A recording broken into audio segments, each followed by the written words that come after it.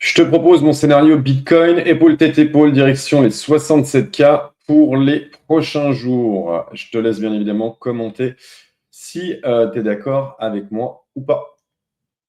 On est revenu retester le gap CME.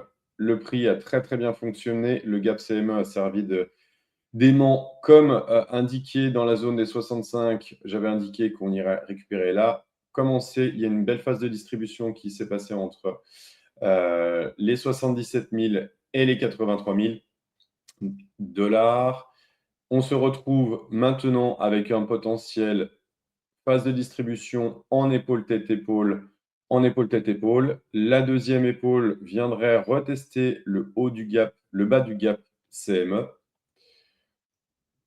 On met toujours une petite ligne de tendance pour revenir potentiellement retester, que le prix vienne retester.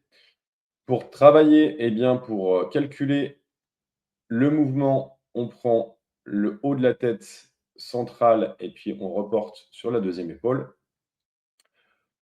Petite ligne de coup pour voir où est-ce qu'on peut arriver. On arriverait pile sur la zone de résistance, sur une zone où ça a bien travaillé. Le prix a bien travaillé.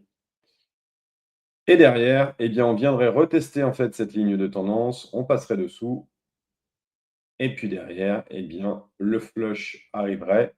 On reviendrait retester eh bien, notre fameuse cible.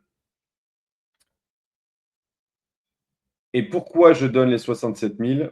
Pour la bonne et simple raison, c'est qu'on a un petit gap CME qui traîne depuis un petit moment, et ça serait très étonnant qu'on ne le comble pas. Donc ça ferait en moyenne, si vous prenez aujourd'hui date d'enregistrement le 20 mai, on aurait un moins 13% sur Bitcoin.